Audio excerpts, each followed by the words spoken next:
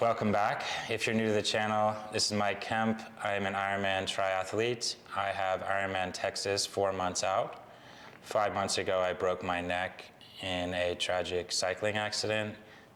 Recovery is going really well. We are here at Base Movement with Max Duncan. He's a friend of a friend and is going to take a look at my inefficiencies, how we can prevent injuries. Max, I just wanted to say, I'm excited to be here because in America we have one version of how they're looking at it. I just wanted to say, what you might see maybe that America hasn't addressed. Yeah, no, I'm excited to have you in. It's been obviously heard a bit about your story and just excited to see how you're moving and different approaches from training in Australia versus America. We might just see things slightly differently and I'm excited to have a look and see if we can identify or give you a hand in working on some stuff. Awesome. Yeah, I think the physios in the States are really focusing on my neck and my back, obviously because that was the most recent injury, but as you'll see here shortly, I also have some injuries from a broken tibia, a broken humerus that are also having an effect on my performance as a triathlete. So excited to get some work done here. Let's do it. I guess just to start with, give us a bit of injury summary of what's happened with the neck, and then a bit of background of other injuries like the tib, and then what you're training for, where we're sort of at. Sweet. Yeah, so I'm an Ironman athlete. Been doing that for just a year and a half. Yep. Quit my job, got healthy from other injuries, and got really excited to start training triathlon. Yep. Learned how to swim, bike, and run. Spent 6 months training for Ironman South Africa, which was in Port Elizabeth, and I raced that in March. Did pretty well on 6 months training, and it got me excited to think, you know what, why don't we just push while I'm healthy? I'm 40 years old, not getting any younger, so let's see how far we can take it. And I don't know how familiar you are with Ironman, but they have something called the World Championships in Kona, Hawaii. Basically, if you're in the top 3% of athletes, then you get a ticket to qualify and go race. And I thought, how cool to push that and see if I have what it takes. So whilst training for my next race, which is Ironman Texas in April, last July, which is about 5 months ago right now, I was traveling, kilometers per hour, about 50, pretty fast. Started raining heavily. I hadn't had much experience with that. Came up upon an intersection that was heavy traffic. I didn't want to risk getting run over by a semi-truck, so I just veered off the road because of the slickness on the road. I wasn't going to be able to brake in time. Went into a ditch, fell 8 feet straight onto my head. Fortunately, wearing the helmet, that saved my life, and my spine just compressed behind it. So shattered my C5, 6, and 7, and my sternum. So that's the major injury. Yeah, and that resulted in like discectomy and fusion. So we had the ACDF surgery, anterior cervicular dissection and fusion. So basically just an incision, moved my throat to the side, put a titanium rod and plates, which I was surprised they put that on the front of your spine. I usually just assumed it would be in your back. And just been healing since then. Trying to see if I can get back close to 100%. Post obviously neck injury and surgery, were you left with any nerve issues, tingling, numbness, pins and needles, weakness? The initial scare, obviously I was happy to see that I wasn't paralyzed, but I didn't know anything about the severity of injuries like this. Right now, my right pec, my right lat are atrophied, and I'm learning how to tell my brain to contract that muscle again. We've got a little bit back, but it's still quite compromised. As a triathlete, that doesn't seem to get in the way too much. If anything, it'd be swimming. I do notice if I'm in open water, it's where I don't have a way to track as easily. My left side of my body is so much stronger that I'll start turning to the left. And that's not great. So that's the biggest one. Is for some weeks I did have quite a bit of nerve pain, shooting pains out of my finger and out of my elbow. Obviously a scare that would be forever, but they put me on gabapentin and that just chilled out over the course of weeks and months. Now there's nothing lingering there. I've got full feeling. Yeah, just taking longer than I expected to get the strength back. And I think it's probably, you know more than I do, but maybe more of a neural thing than a muscular thing. Yeah. And did that pec and lat atrophy happen pretty much right away, or was that something? Immediately, yeah. Yeah. Just started disappearing. Yeah. And did you get anything else further down, like grip weakness or anything through like bicep, tricep? No, that's pretty good. To be honest with you, so my other injury was going off a cliff on a motorbike in the Philippines 5 years previously. Yeah. That was on my right side as well, so my right side's taking a beating. Yeah.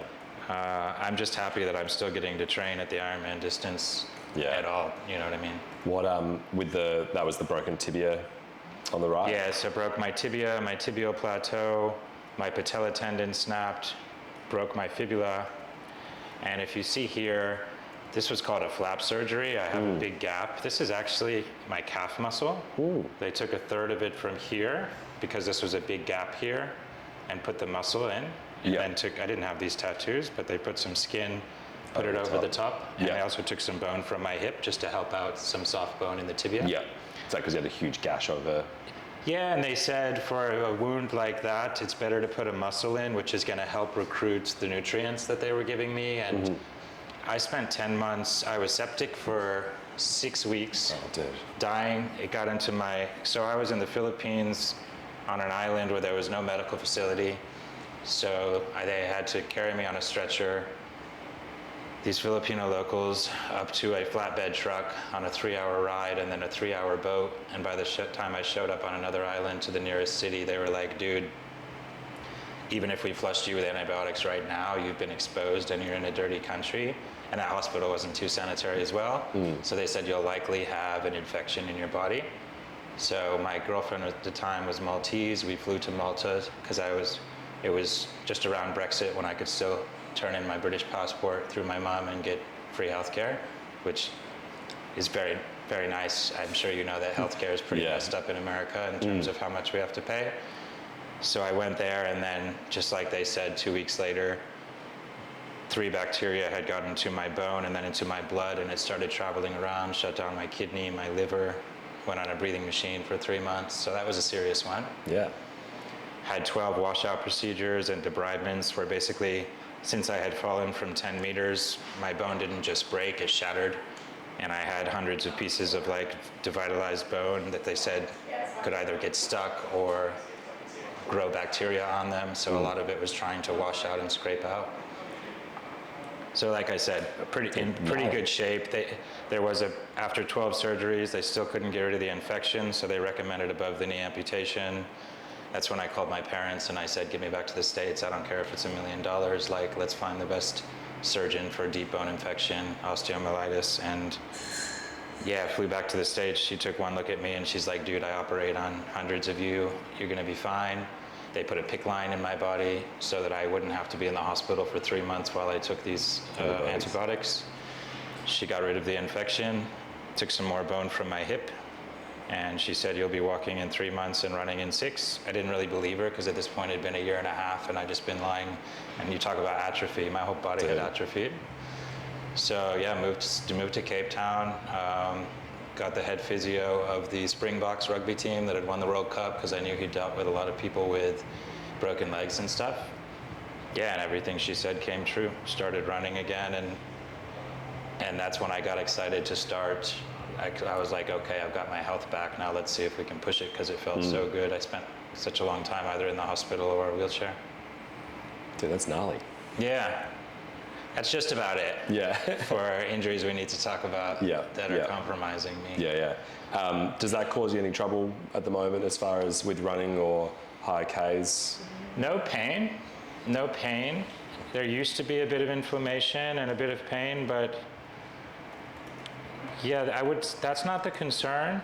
I would say a bit of a limited range of motion from that patella tendon snapping. If you see here, this is poked out a bit. That's actually a screw that's holding in my patella tendon.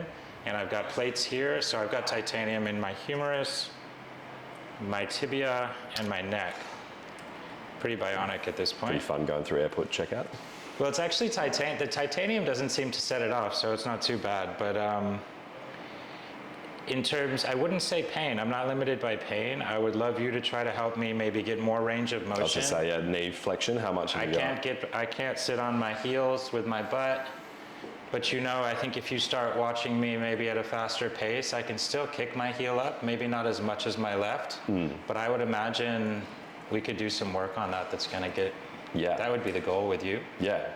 And just identifying where I need to strengthen, and like I mentioned before to you, sort of got a peg stick right now that I'm just keeping straight. Loading. Yeah. And I wanna learn how to cushion it. Let's have a start. Let's look how you're moving, bit of a range of motion check, and certainly through like lower limb, let's do that. And then with your comments from the run lab about sort of that eccentric or braking phase, it might be worth doing a couple of jumps on the plates to see just a baseline measure of what's happening, and then we can sort of guide from there what other things you can add in to work on that side of it. Awesome. There's obviously a bit going on. There's a few different areas. So I guess main thing for you, I guess, what would you love to go through first? What's the main part? I think I would just, now that I'm feeling healthy enough I just came from a bike ride this morning, you and I went for a run. My body is not mad at me after those. I think my focal point wants to be efficiency and preventing, I'm 16 weeks out from the race. As I mentioned, we're gonna go up long runs every single week. Yeah. I just wanna prepare myself to hopefully not get injured, and also just sort out so my body can just be in the right position to maximize efficiency, because I'm going for a sub 10 hour Ironman, and that means I'm going to be starting a marathon around 6 or 7 hours in, and when I'm already tired and I'm already going to be letting a bit of form go. So I would just love for you to, like, through either strength or just knowing correct form, help me understand how I can put myself in a better position. Yeah, sure thing. Because I've seen myself recently as I'm doing this YouTube channel and people taking videos of me.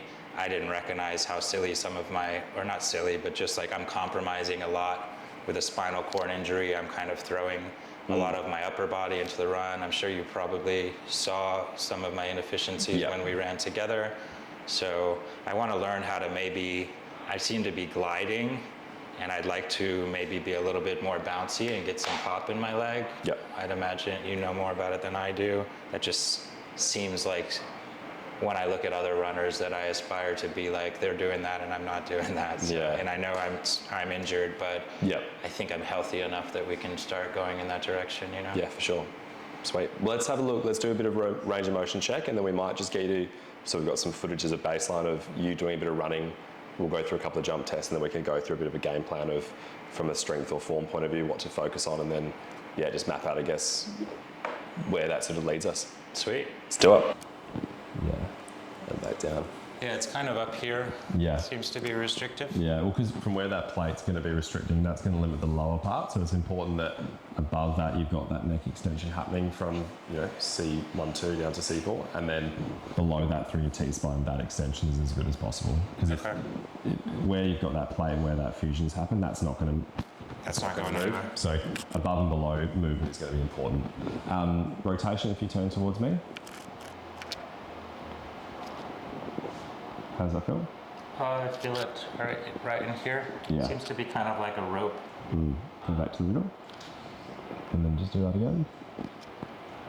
Yeah, you can see moving above, and then obviously that block kicks in. Oh, I didn't know it. Yeah, back to the middle.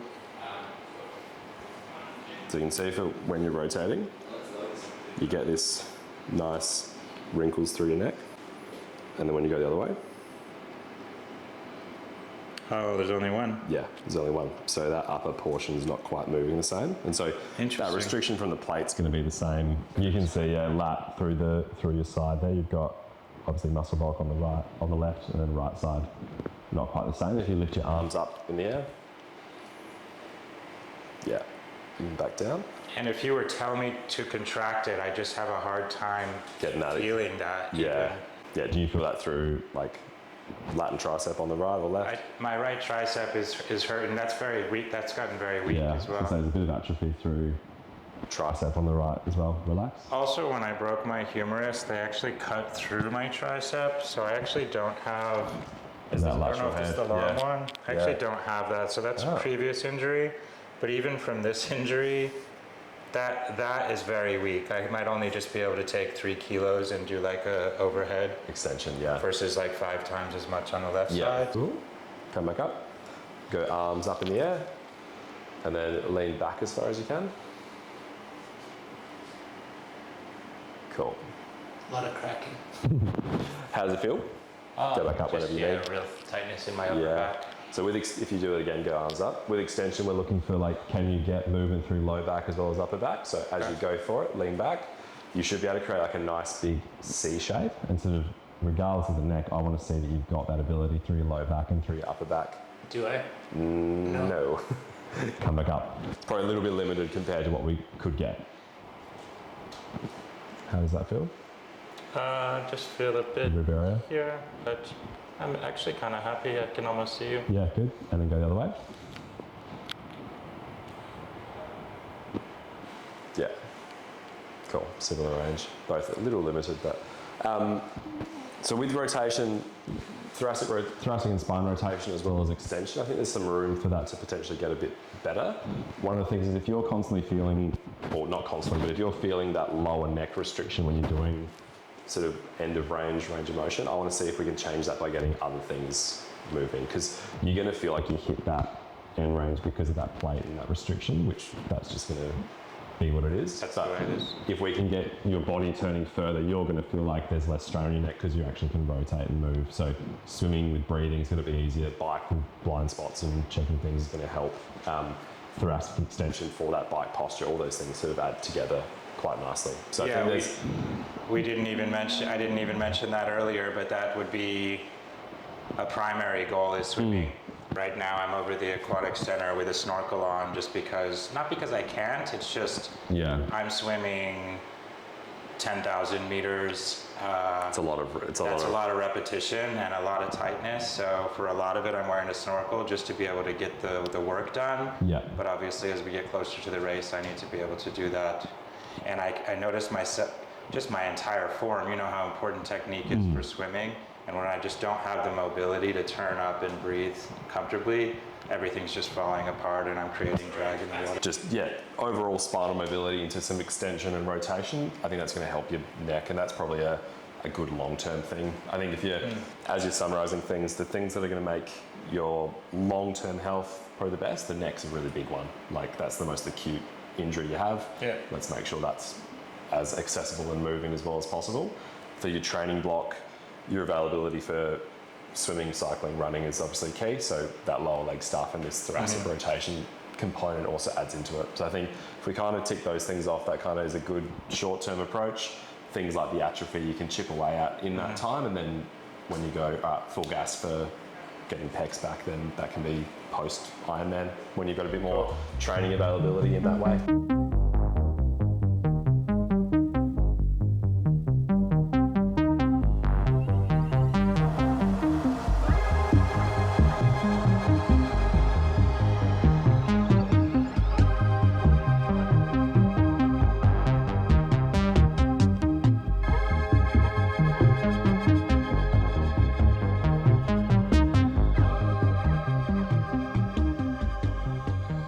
Basically, what it'll do is you'll stand on it and it's going to measure, it'll take a body weight reading, and then the software calculates as you do jumps how much velocity, how much force you're creating, and then gives us the metrics based of that of how high you've jumped and how you've gone about doing that. So it'll give us left and right and also give us characteristics of the jump and what you're doing. So cool. We'll do a couple of different tests. We'll do probably 3 main ones, and then we'll have a look at what that information tells us. But All right. test number 1 is a counter movement jump. So hands on hips for all of these. So hands are going to stay still.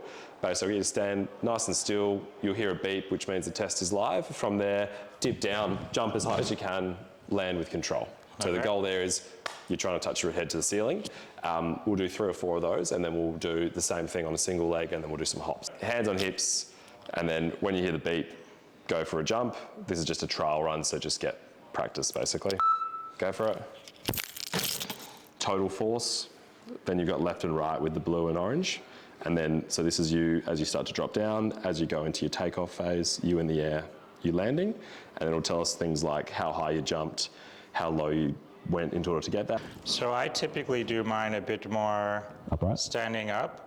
In the most recent, a guy made me a video, the doctor physio who's doing Run Lab asked me, he wanted me for whatever reason to be leveraged more forwards. I don't know why, but I'll show you how I do it. Yep.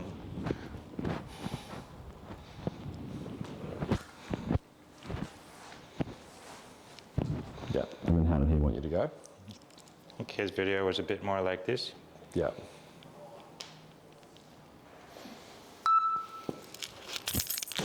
Nice. Nice. Wow, there's a lot of data. There's so much data. You can almost drown it. But then So now my favorite color. landing force, 39% difference.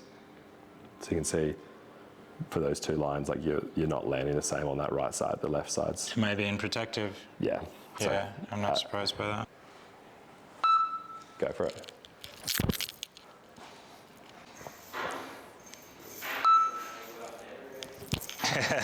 Wow, barely even leaves the ground.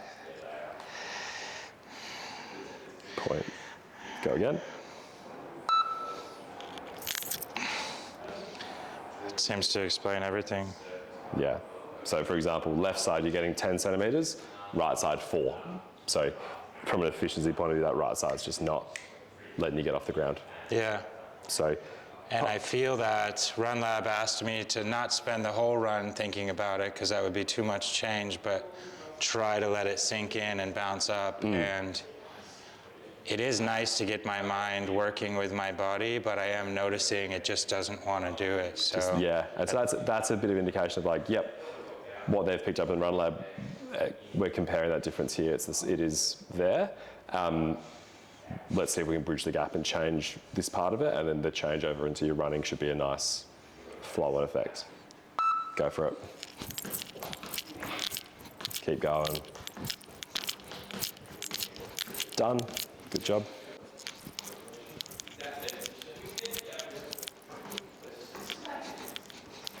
Done.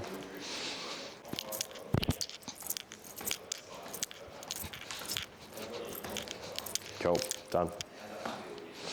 So I think you're like that description of your like peg leg while you're running, that is the test that's proving it. So when you run, you need that ability to get some spring and some push off from your ankle. That test is primarily an ankle function. That's really hard on that right side. one question. Yeah. With the style of training and the exercises you'd recommend, is it going to be important to vary between like being explosive in my choices of exercise? Because I would typically do something pretty like time under tension focused, maybe like a 5-second rep. Do you think? If that's what you have been doing, there's probably room to mix it up a little bit. And so like in the timeline you've got, like adding in some form of some plyometrics and some different more maximal strength stuff without that fatiguing component, it's probably going to be a good thing to play around with. So For running specifically? yeah, I think like my target would be like, can we get that, 20, 30, even more better? That's going to be percent better. That's going to be a huge shift for you. Nice. And if we can't, it might just be a chipping away problem for over a period of time. But any gains there are going to help you with your running economy and that efficiency. So, and there's different ways to do it. Just getting your ankle moving a bit better could potentially help it quite a bit. Getting different changes of strength also might change and help things. So I think we've got a few things there to try and work our way through. I just love hearing that it, doesn't have to be forever like, oh, I'm just disabled or I'm just, not able to do it. It really feels like, oh, I'm not hopping because I don't have the power strength. Yeah, probably from the injuries, you haven't had the ability to get that strength back. Your body's made some really good adjustments. Body's really clever. It's made some ways around it. But then there's still like a little bit of a deficit that's popping up there to work on. Cool. Sick.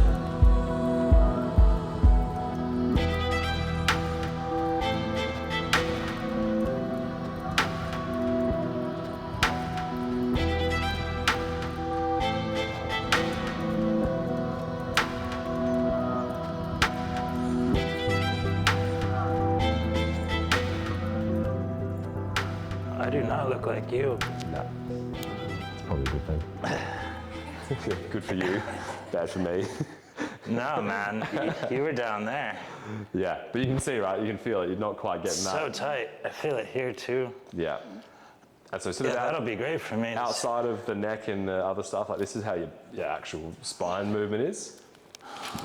She's stiff. She's so stiff. Yeah, so I should just spend a lot of time here, huh? Yeah, so there's these, if you've got access to a 45 degree, they're fantastic. Yeah, I do. There's a couple of other ways we'll do it as well. But let's get you to do a set of, 5 or 6 right. on each side and just work on that ability to bend. And we'll go shirt off when we swap sides and we'll just film where you're at. And then we've got that as a baseline for next time. Just come up to like about here. That's it. And then drop. It's almost like you're trying to fold your way over. Like I'm trying. yeah, I'm doing my best. It's just not going. Yeah. Yeah, and so you can see that's almost starting to get a little bit of movement lower down, which is good. Get into it, breathe, try and fold over. Nice.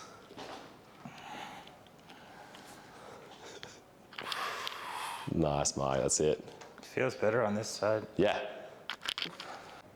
I'll send you a little list of pre-run or like in the daily mobility or exercise camp of what to do, and then for some of the gym stuff, what we want to try and tweak and focus on. Cool. Yeah. I'm just trying to wonder. I'm interested is there a window of opportunity immediately post or that we're trying to take advantage of? Probably pre.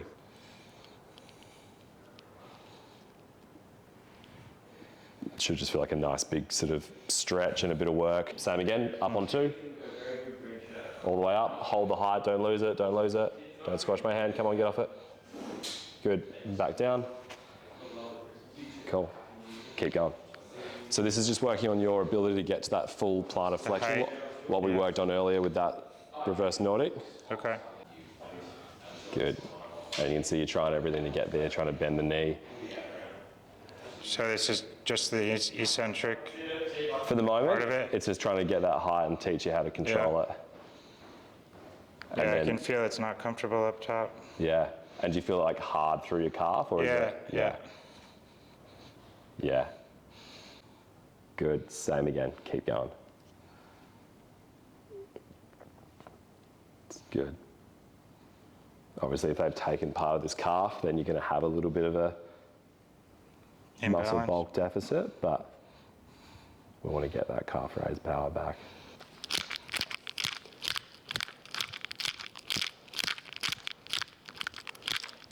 Just a little bit of knee flexion. Yeah, and then, cool, have a relax. Nice. Good, relax.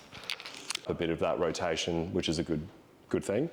The lateral bends and the side planks are trying to change that hip tightness, which again, we'll retest a few things, but it's all geared around that mobility. And then the calf raises, we're trying to get that full range of push off and power. But the idea from that is that if we can get a bit more out of that movement and capitalize on actually using it with your calf raise and your strength work and then into some plyos, we should be able to retest that stuff and see progress in what we're trying to achieve in that hop.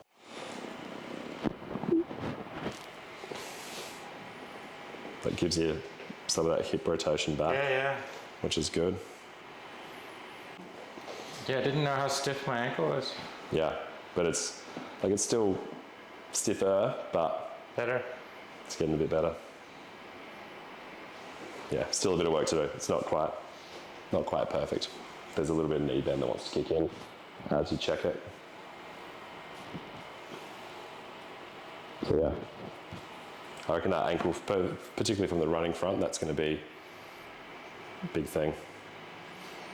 But Feels much better. yeah, that's better, and that hip movement is. I mean, if that's one day. Jump up, try for me. So arms up, lean back as far as you can.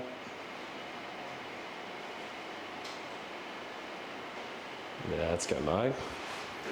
Good.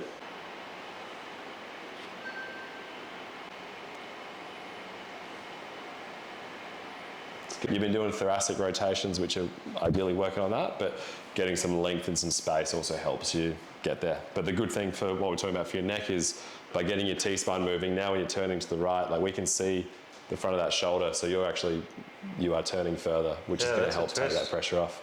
Yeah, and it's like I don't even have to have my neck mobility to be able to see what's behind me. Yeah. Especially when I'm cycling. Yeah. On roads like this, and I need to see before I get in the lane over. Yeah, you got to check it. Yeah, but it seems easier if I just twist from my back, and then I'm already here, you know? Yeah. Rather than, because I've been not thinking I had the thoracic, and I was just like, oh shit, I can't see behind me, you know? Yeah, I'm with you. Try just turning your head towards me. Yeah. Even just from getting some T-spine, you do have a bit more out of that top crease. Go back to the middle. Do one more. Yeah. Which again, like that's not something that we've focused on from a movement point of view. It's more so from just getting everything moving through your body. It starts to change where some of that tightness sits.